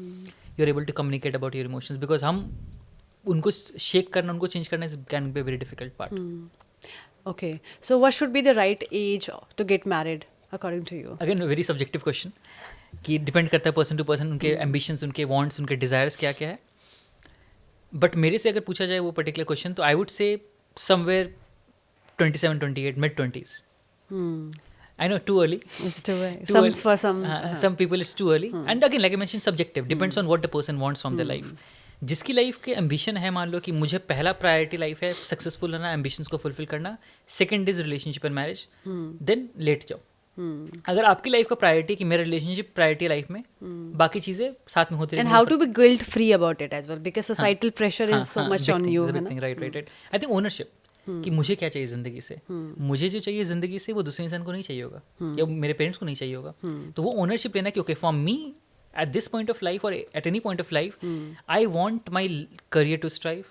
I want to be at a place जहाँ मैं जाऊँगा, और वही चीज़ मुझे सबसे ज़्यादा प्राउड फील कराएगा. अगर मैं वहाँ नहीं पहुँचा तो मुझे बहुत गिल्ट होगा ज़िंदगी में. तो आई थिंक ये मुझे जब दिमाग में डिफरेंशिएशन बन गया ना कि this is my number one priority in life, my career, my goals, my creative goals, my aspirations, then second comes relationship, then I will give my complete devotion to that career first. Relationship, I'll give my space to build that particular thing.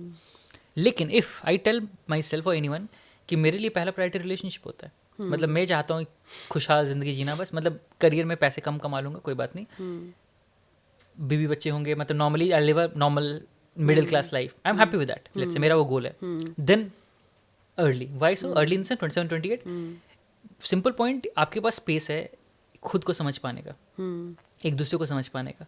आप healthy time devote करो एक दूसरे के साथ, build करने का, grow करने का. और काफ़ी बार ये होता है ना कि अर्ली पॉइंट पे आपका दिमाग उतना ज़्यादा बम्बार्ड भी नहीं होता इन्फॉर्मेशन से, that stops you from picking people. Because एक पॉइंट ऐसा था ना एज के साथ जहाँ पे हम इतने इन्फॉर्मेशन आ जाता है हमारे दिमाग में कि हमें लगता है कि यार नहीं ये सही, नहीं ये सही. जैसे हमने कहा ना, बहुत लॉजिकल हो जाता है. जब बहुत लॉजिकल हो जाता है तो इमोशंस साइड में रखते हैं. नहीं, बिल्कुल नहीं जाना इमोशन साइड, फर्क ही नहीं पड़ना चाहिए, बिल्कुल लॉजिकल, ये चीज़ तो रेड फ्लैग है, ये चीज़ रेड फ्लैग है, ये चीज़ रेड फ्लैग है. तो हम ओवर क्रिटिकल हो जाते हैं इन चीज़ों को लेकर.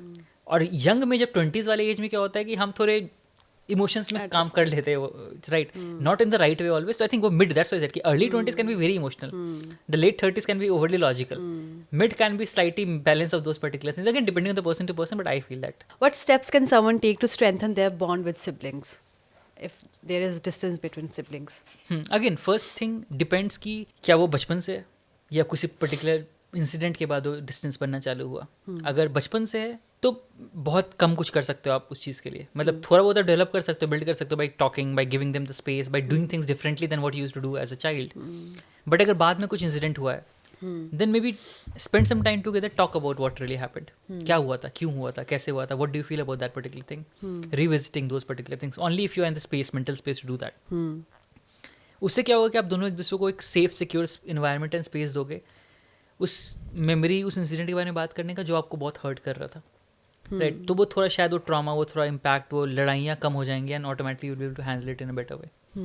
तो वो एक चीज़ आई थिंक कैन हेल्प, एक ऑनेस्ट, एक better communication, and again respect as well, कि हम रिस्पेक्ट करें कि वो दूसरे इंसान ने या मेरे सिबलिंग ने एक ऐसा पाथ चूज़ किया लाइफ में जो मुझसे बहुत अलग है, मेरे व्यू पॉइंट से बहुत अलग है, मेरे वैल्यू से बहुत अलग है, बट वो गलत नहीं है.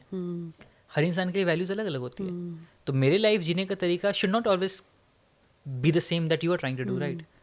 अलग हो सकता है, and if I am taking acceptance and ownership in that, it's fine, मुझे फ़र्क नहीं पड़ेगा. बट मैं कंट्रोल करना चाहूँ कि आप उसी तरीके से ज़िंदगी जियो जो बहुत बार होता है पेरेंट्स के केस में, सिबलिंग्स के केस में भी, कि तुम ऐसे ही ज़िंदगी जियो, यही तरीका सही है, ये बाकी तरीके गलत है. मत एक्सपेरिमेंटल ज़्यादा मत बनो, ज़्यादा तरीके से कुछ चीज़ें ट्राई नहीं करो, बिकॉज वो गलत ही होगा, बहुत ही गलत चीज़ होती है उधर. तो वो आई थिंक वो स्पेस देना बहुत ज़रूरी है. You are protective of them, beautiful, that's really great, but protectiveness में आप कंट्रोलिंग नहीं कर सकते. प्रोटेक्टिव रहो, अच्छी बात है, बट कंट्रोल जब करना चालू कर दो तो आप उस इंसान की फ्लेक्सिबिलिटी और फ्रीडम को किल करना चालू कर देते हो. That becomes a problem. So in a family, sometimes it happens that the family is always like with the parents or a sibling as well. So they keep always bringing up your past mistakes, है ना. कभी भी conflict होता है तो वो उसको cover up करने के लिए always आपकी past गिनाएंगे. तो how much right is that and how to cope with that? It's not right, obviously it's not right, and in fact it kind of puts you in that particular loop, right, कि आपको self esteem, self confidence बहुत लो हो जाता है उस चीज़ से. Again वहाँ पर बाउंड्रीज ही हेल्प करती है, बिकॉज ये जो दो चीज़ें होती है लाइफ में, इमोशन, एक होता है शेम और एक होता है गिल्ट. गिल्ट बोलता है कि हमने एक गलती करी तो I should feel guilty about the problem and I should solve the problem. Shame कहता है कि मैंने गलती करी, that means I am horrible person, मैं कैसे से कर सकता हूँ. The big difference about these two things, right. Guilty is allowing you to talk about the problem and solve that problem. Shame is telling you problem तुम ही हो. हाँ. No, most of the parents do that. वो guilty नहीं feel कराते, वो shame feel कराते हैं। You are stupid person, you are a short tempered person, तुम्हें हमेशा गुस्सा ही आता है, तुम हमेशा ऐसे बेवकूफ़ी करते हो। तो somewhere it becomes less about the problem and more about me, right? तो जब मेरी आइडेंटिटी से कनेक्ट हो गया, you start to feel more lonely in a, like as if that you are the right. तो वहाँ पे आई थिंक बाउंड्रीज बहुत इंपॉर्टेंट है। Best possible way, I mean try to explore, ज़्यादा एक्सप्लोर करो, सिटीज चेंज करो, मतलब for whatever ways, so that you are able to explore your life on your own. Because point वही आ जाता है ना, हम बोल सकते हैं इस चीज़ के बारे में कि नहीं फैमिली तो बहुत इंपॉर्टेंट है, होती इंपॉर्टेंट ऑब्वियसली, बहुत इंपॉर्टेंट रोल प्ले करते हैं in a lot of ways as well, but if you are not able to explore and build your life on your own, वो फैमिली जिनको आप पूजा करने की कोशिश कर रहे हो वो नहीं कर पाओगे आप फैमिली की भी वर्शिप तभी कर पाओगे जब आप अपनी लाइफ को बिल्ड कर चुके होगे। तो अगर अपनी लाइफ नहीं बिल्ड कर पा रहे हो तो आपकी फैमिली आपको अच्छी नहीं लगेगी। तो what's the point of that worshipping, right? Better build your life, experience your life in your own way, गलतियां करो, सीखो एंड देन ट्राई करो फिर से, and that can only happen जब आपका स्पेस हो, एक ऐसा स्पेस जहाँ पे कोई जज नहीं कर रहा है, कोई कॉन्स्टेंटली क्वेश्चन नहीं कर रहा है, कोई कॉन्स्टेंटली शेम नहीं कर रहा है आपको। बात बात पे अगर शेम किया जाए फिर तो नेचुरली आप एक बार गिरते हो तो अगली बार उठने की हिम्मत नहीं होगी ना, फिर आप बोलोगे कोई बात नहीं, चलना ही नहीं है, चलना ही छोड़ देते हैं। That's what happens most time. तो आई थिंक बाउंड्रीज बनाना एंड स्पेस चेंज करना times helps. Okay, so let's talk about work environment. तो sometime it happens that the gossip environment बन जाता है, टॉक्सिक एनवायरनमेंट बन जाता है, but still how do you stay positive in that? Emotional intelligence कैसे help करती है to stay away from that toxicity in the your work culture environment? I think again depends on the place and the environment as well, again very strongly depends on that. अगर वो environment allow कर रहा है वो emotional intelligence को thrive करने में, फिर तो अच्छा है। Majority don't, right? मेजॉरिटी अगर वो स्पेस नहीं है आपके पास और आपके पास बहुत इमोशनली अवेयर हो, आपको पता है कि मुझे क्या चाहिए क्या नहीं चाहिए, and the environment does not give you that at all, better to try to find other spaces, try to scale up, because in most of the spaces, especially corporates and bigger corporates, politics तो हर जगह है, but at least बड़े corporates में आपको space दिया जाता है to be yourself, at least proper तरीके से बातचीत होती है। जो lower level companies होती है वहाँ पर बातचीत भी गंदी होती है, फिर टॉन्टिंग होती है, communication is very very bad. तो I think get to that space at least कि जहाँ लोग पॉलिटिक्स करेंगे बट आपको पता होगा हैंडल कैसे करना है, because you can still talk about what you want and what you don't really want, but you have to be very specific about your needs, what do you really want out of the job और the thing. And again वहाँ पर आप किससे क्या share कर रहे हो बहुत इंपॉर्टेंट रोल प्ले करता है, बिकॉज वर्क में क्या हो जाता है ना कि everyone is so focused on themselves, सब वो उस एज को पार कर चुके हैं कि किसी को फ्रेंडशिप नहीं चाहिए, सबको अपना करियर एम्बिशन गोल पैसा चाहिए। तो कोई यहाँ पे फ्रेंडशिप एक्चुअली करना इज़ अ वेरी, आप मतलब उसमें एनर्जी लगा रहे होगे कि चलो मैं ट्रस्ट कर सकता हूँ, मैं शेयर कर देता हूँ कुछ बातें, and it can go against you. So pick your, and अच्छे दोस्त बन जाते हैं वर्क प्लेस में, अच्छे दोस्त बन जाएंगे, but you have to be very conscious in that particular sense. Problem India के साथ, इंडिया के हर जगह इनफैक्ट, कि हमारे इतने पॉपुलेशन इतनी ज़्यादा है हमारी कि हमारे इन्वायरमेंट में, हमारे सोसाइटी में, हमारे वर्क प्लेस में एम्पैथी की जगह नहीं है। जहाँ कंपटीशन बढ़ जाता है वहाँ एम्पैथी डाउन होना चालू हो जाता है। When there is a lot of competition the empathy automatically goes down, and that what you can see. अगर आप किसी भी कॉम्पिटिटिव एग्जाम में बैठने जाओगे, लाखों में लोग दे रहे एग्जामिनेशन, चुन कितने जा रहे? 1000। अब आप खुद सोचो कि अगर मैं कॉम्पिटिटिव एग्जाम में जा रहा हूँ लाखों की संख्या में, 1000 चुनने वाले हैं, और मैं देख रहा हूँ कि मेरे पड़ोस का जो लड़का है वो बेहोश क्या के गिर गया, वेरी हाई चांसेस मैं देखूंगा भी नहीं उसको, गिरने तो मुझे अपना एग्जाम कंप्लीट करना है। नॉर्मल कंडीशन में एक्चुअली मुझे देखना चाहिए था ना, इट्स प्योर एम्पैथी। किसी को कुछ हो रहा है, कोई बेहोश हो रहा है, मुझे एक्चुअली हेल्प करना चाहिए, because that is a basic human empathy thing. But since I am stuck in so competitive race, मेरा दिमाग कह रहा है छोड़ो यार, उसकी फीलिंग को मैं कंसिडर करूंगा तो मेरे रेस छूट जाएगा। तो that's what happens in a highly competitive world, empathy goes for a toss. India में वही केस है actually most of the places में, beat from right from the competitive examinations to the work place. एक job के लिए 100 लोग line में बैठे हुए, एक प्यून के जॉब के लिए PhD वाले अप्लाई कर रहे हैं, आप नोटिस करो। तो अब वहाँ आप नोटिस कॉम्पिटिशन वहाँ, तो दूसरा इंसान क्या सोचेगा दूसरे के बारे में। तो बेस्ट वे इसकी आप ऐसा पाथ चुनो जहाँ पे एटलीस्ट यू नो कि मेरा complete confidence and complete ownership है इस पर्टिकुलर पाथ पे, and I take ownership of कि मैं कैसे आगे बढ़ूंगा। If that happens naturally then you can totally ace the game. But हाँ, फोर्स में डाल दिया गया कि जस्ट करना है जॉब, पैसे कमाने हैं, फिर it becomes stressful, very stressful. What is the role of self-awareness and understanding one's emotional needs in a relationship?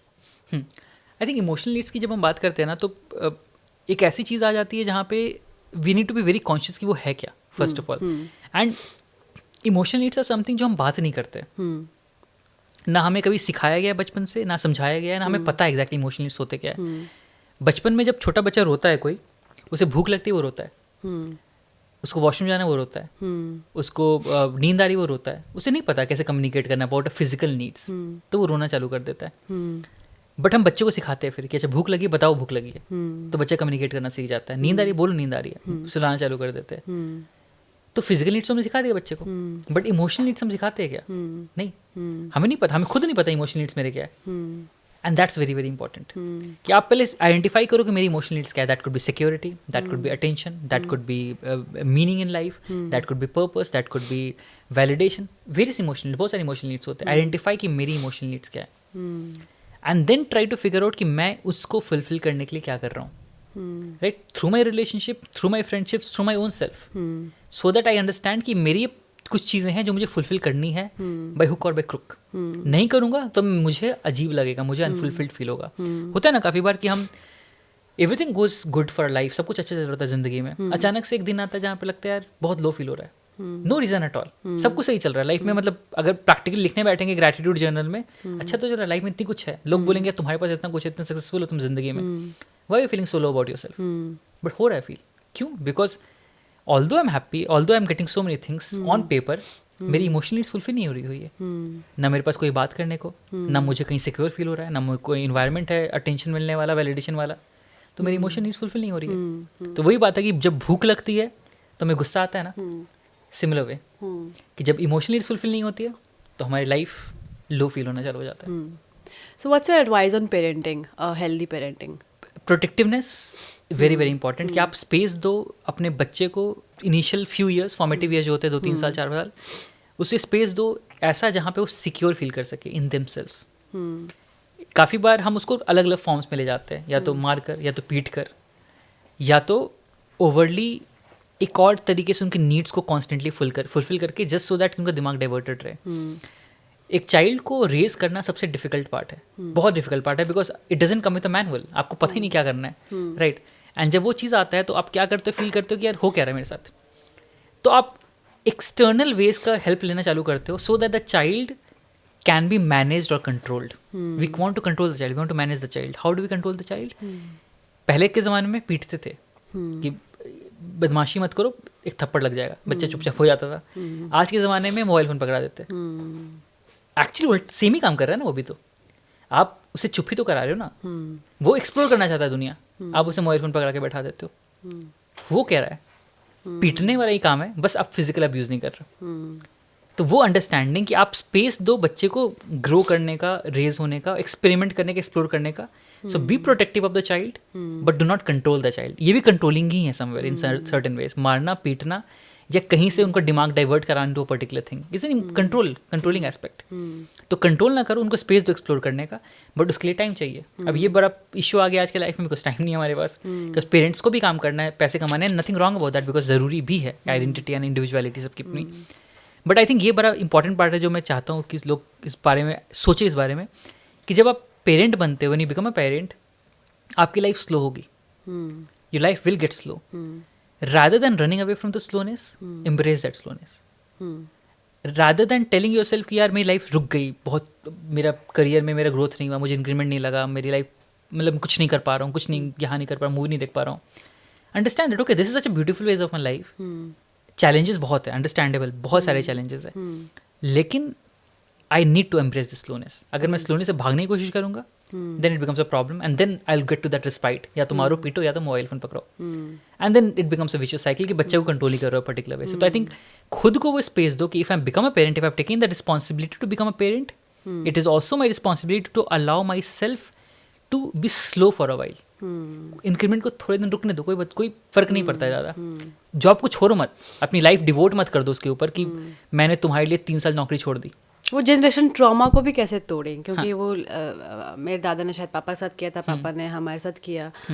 How do I improve in myself so that I don't transfer that to, क्योंकि sometimes हाँ कई बार आपके reactions होते हैं like you hate it in your parent, but then you realize that you are also reacting in the same way. बिल्कुल बिल्कुल बिल्कुल। आई थिंक अवेयरनेस बहुत बड़ा रोल प्ले करता है इसमें, कि you need to do the inner efforts of actually being aware of कि ये हो रहा है मेरे साथ, this is what exactly my patterns are, and understand that it's okay. No matter how good you are, you cannot be perfect. In fact, your parents were not perfect. Your parents were not perfect. You are not perfect. Your kids are not going to be perfect. And you have to be okay with that. So allow करो खुद को imperfect होने का. Allow yourself to be okay with this flaws. कि ठीक है, मेरे में गलतियां हैं, ये patterns है. And ये कुछ patterns है जो मैं नहीं चाहूँगा मेरे अगले generation तक जाए. कुछ हद तक चले भी जाएंगे फिर भी, बिकॉज कितना ही हम कंट्रोल कर लेंगे सारी चीज़ों को. लेकिन that being okay with that as well. कुछ ना कुछ चीज़ें होंगी सबके लाइफ में, एक कोर वैल्यूज़ वाली चीज़. But I think being okay with those particular things and then working on कि ये चीज़ें बहुत डोमिनेंट रोल प्ले किया था. फॉर एग्जाम्पल, ये मुझे बहुत मारा पीटा गया था जिस कारण से मेरी लाइफ इस तरीके से डेवलप हो गई. तो ये मेजर ट्रॉमा था जो मुझे लगा मुझे मिला, जिस कारण से मेरी लाइफ ऐसे शेप हो गई. तो I try to not pass that particular thing. The minor parts जो मैं इग्नोर कर रहा हूँ, try to research about that as well कि मेरी इंटरनल क्या चीज़ें रही है, इंटरनल बिहेवियर्स क्या रहे, इंटरनल फॉर्म्स क्या रहे, जो मुझे लगता है कि आगे इंप्रूव करना चाहिए, आगे ग्रो करना चाहिए. So I think that another part is very very important कि हम कॉन्स्टेंट वर्क करें पेरेंट्स बनने से पहले और पेरेंट्स बनने के बाद भी. एक बहुत ही कॉमन स्टेटमेंट जो I get to hear a lot, I get asked a lot कि I want to make my child emotionally intelligent. मुझे अपने बच्चों को इमोशनली इंटेलिजेंट बनाना, इमोशनली सॉर्टेड, इमोशनली स्टेबल बनाना है. एंड देन वो कहते हैं कि मुझे खुद पे कोई काम नहीं करना है. पेरेंट्स को मिमिक करके बच्चे बनते हैं. Children mimic the parents. तो अगर आप इमोशनली स्टेबल हो तो आपको बच्चे को कोई कोर्स इन्वॉल्व करने की जरूरत नहीं पड़ेगी इमोशनली इंटेलिजेंट बनाने के लिए. अगर आप इमोशनली इंटेलिजेंट हो, बच्चा खुद इमोशनली इंटेलिजेंट बनेगा. अगर आप इमोशनली सॉर्टेड हो, बच्चा खुद इमोशनली सॉर्टेड बनेगा. अब आप ये नहीं कह सकते हो कि मैं गुस्सा आने पे चीज़ों को फेंकूं और मेरा बच्चा मेडिटेशन करे. It's not possible, right? Even sometimes you see that the father is shouting that you are talking to your father like this, and then you realize that he, मतलब वो भी तो वैसे ही बात कर रहे हैं ना. राइट. हम बस ये सोच लेते हैं कि वो बच्चा है तो उसके पास वो पावर अथॉरिटी नहीं है वो करने का, तो रिस्पेक्ट नहीं है ना. हम तो बेसिकली ये बोल रहे हैं ना कि बच्चे के तुम्हारे पास कोई रिस्पेक्ट नहीं है, तुम्हारे पास कोई अथॉरिटी नहीं है. मैं कर सकता हूँ सब कुछ, तुम कुछ नहीं कर सकते हो, which is wrong. Your child is mimicking you.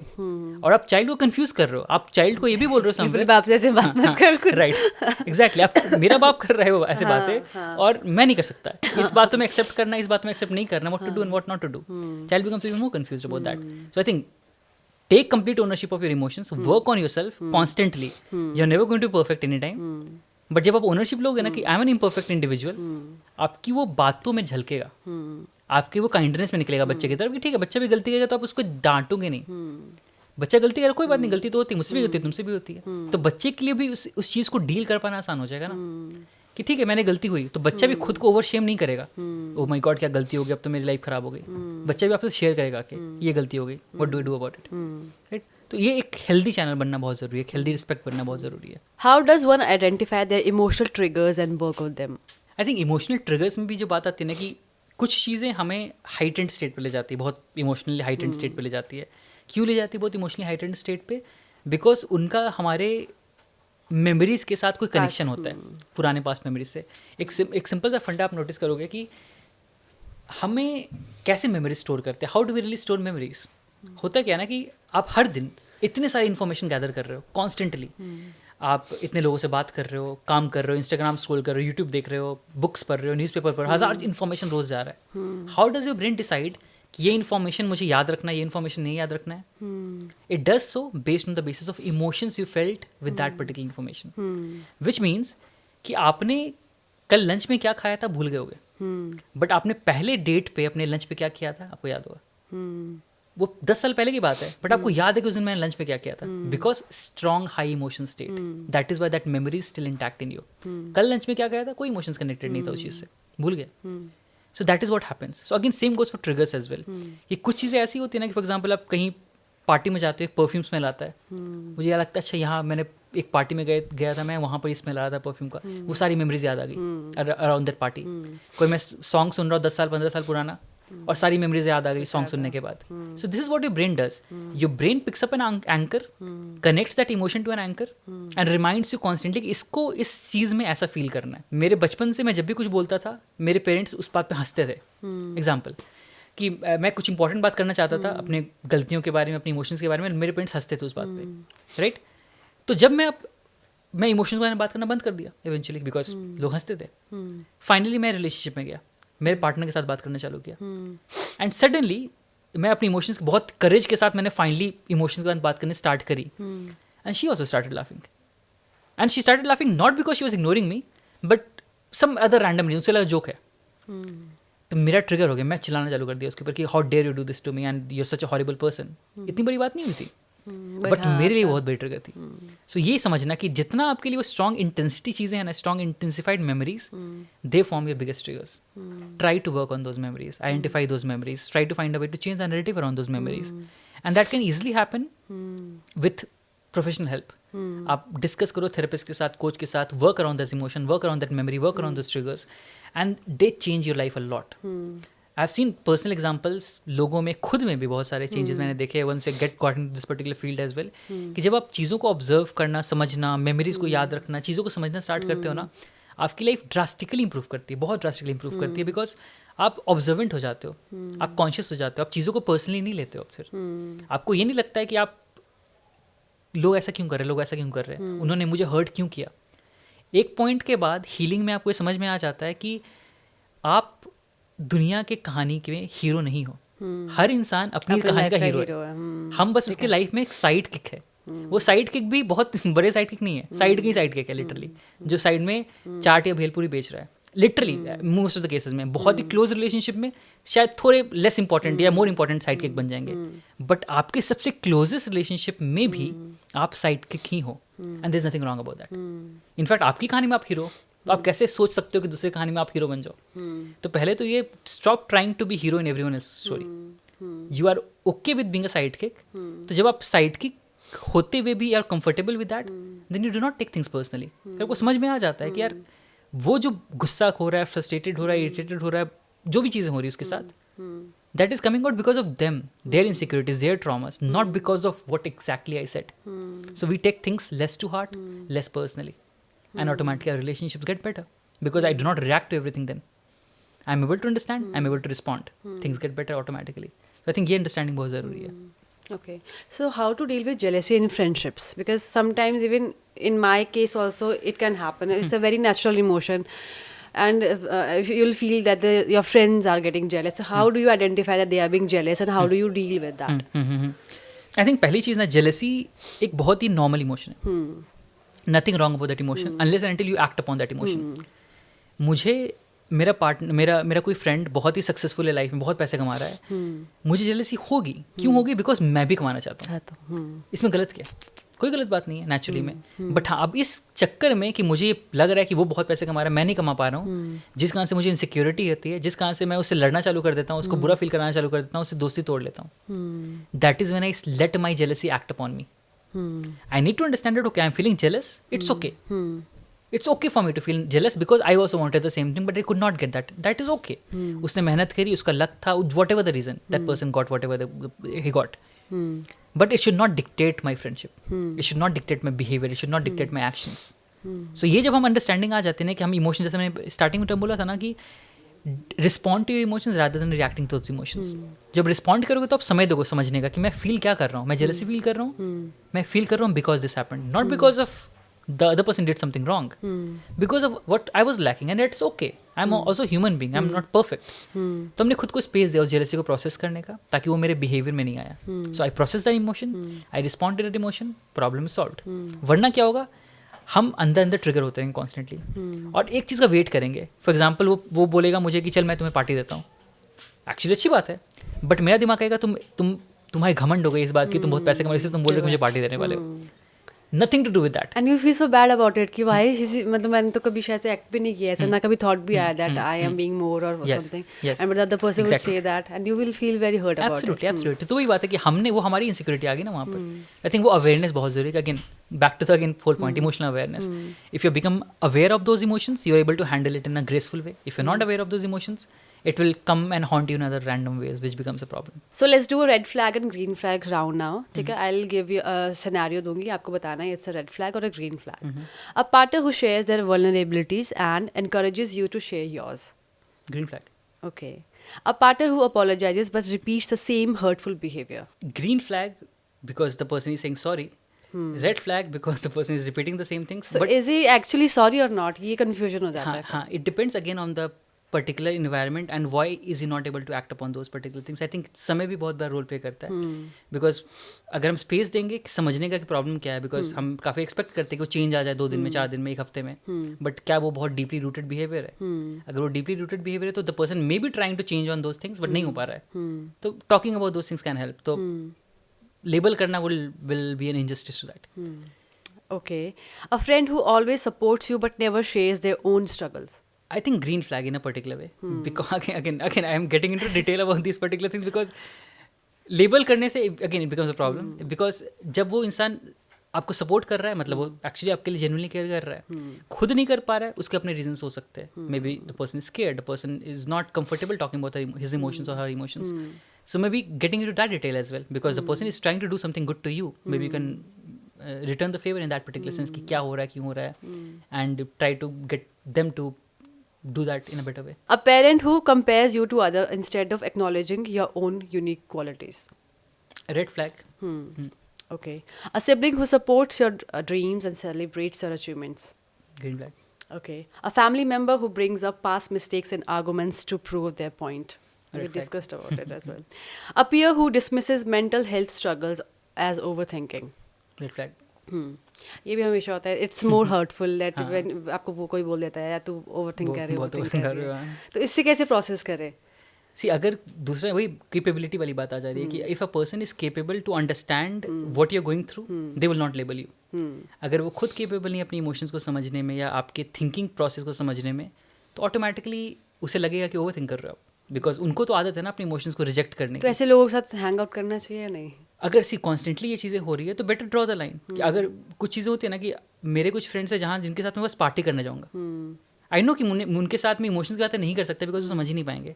तो उनके साथ वो बाउंड्री बन चुकी है कि बस पार्टी ही करना है, पार्टी करके घर आना है, इनके साथ डेप्थ की कॉन्वर्सेशन करनी है. तो वो आई थिंक वो लाइन खुद बन जाता है. तो I am a big fan of this particular thing कि I do not cut out on people unless and until it is extremely necessary. Draw the boundaries where it is. और कब करना चाहिए वो कट आउट? जब हर form में आपके लिए कोई फायदा ही नहीं है, मतलब you are not getting anything in return. For example, ना आपको पार्टी करने मिल रहा है, ना आपको बात करने को मिल रहा है, ना आपके पास कम्युनिकेशन शेयर करने का मौका है, ना ही आपको not you are able to give something to the relationship, not get something out of the relationship. मतलब कोई कुछ है ही नहीं, nothing, you are not getting any value out of the relationship, then there is no point dragging that particular thing. But ऐसा ना हो कि मुझे 2 चीज़ें मिल रही है, 4 चीज़ें नहीं मिल रही है, तो I cut it out. I will rather draw the boundary जहाँ पे हम हेल्दी कॉम्प्रोमाइज पे पहुँचे और उन चीज़ों पे ना आ जाए जहाँ पे हमें कोई पॉइंट ही नहीं मिल रहा है. Okay. Sometimes it also happens कि अ फ्रेंड जब उसको ज़रूरत होती है we are always there, but हमें ज़रूरत है ही इज़ और शी इज़ नॉट देयर. तो उनके साथ कितनी बाउंड्री क्रिएट की जाए सो दैट? हाँ, सेम पॉइंट कि हम ओवर द लाइन जाकर चेंज ना करें, ओवर द लाइन जाकर हेल्प करने की ज़रूरत ना करें. हम फिर फॉर एग्जांपल हम काफ़ी बार ये भी करने लग जाते हैं ना कि हम वो अगर प्रॉब्लम में तो हम सब कुछ छोड़ छाड़ के हेल्प करने चले जा रहे हैं. तो हम भी अपने स्पेस लेके okay I need to focus on my task first and then I will help you out. Why I will help you out? Because that defines me. I like helping. It gives me a lot of meaning and purpose in life. And you also get, sometimes it happens that you get drained in the process of helping others. तो वो line कैसे draw करें कि आपकी mental health भी खराब ना हो while you are helping the other person? Right. See, being kind to people or helping others can only be draining when you are not being kind to yourself. हम क्या करते हैं ना, दुनिया के लिए बहुत काइंड हो जाते हैं, दुनिया को बहुत मदद कर रहे होते हैं, बट खुद की क्या करते हैं? खुद के लिए ना काइंड होते हैं. खुद को हम बहुत ही क्रिटिकल बातें कहते हैं, खुद को बहुत ही रूड बातें कहते हैं. हाउ डेयर यू, कितनी बेवकूफ़ी कर दी, क्या गलती कर दी. और दूसरों को कहते हैं कि कोई बात नहीं, होती गलतियाँ. No, I'm being kind to the other person, but I'm not being kind to myself. That is where the problem is. If you want to be kind to everyone, including yourself. Then it won't be a problem. It won't seem like an excess baggage. आप क्या कर रहे हो कि आप दूसरों को वो चीज़ें बोलने की कोशिश कर रहे हो जो खुद नहीं प्रैक्टिस कर रहे हो. तो आपके लिए तो एक्स्ट्रा बर्डन लग रहा है ना बोलकर. So that's what something I think कि being kind is never the problem, being empathic is never the problem. It only becomes a problem when you are not doing that to yourself. Okay. A stranger offering unsolicited advice about your life choices. Red flag. Okay. And it was wonderful having conversation with you. I think I got to learn so many things about myself, I think, in the process. And I hope so that आपने बहुत सारे लोगों को बहुत सारा inspire किया होगा through your conversation that we had. So this was Shivam with us. And thank you so much for watching. I hope so आपको ये podcast बहुत ज़्यादा knowledge worthy लगा होगा. So इसी तरह के podcast देखने के लिए हमारे चैनल को like, share और subscribe ज़रूर करिएगा. Thank you so much.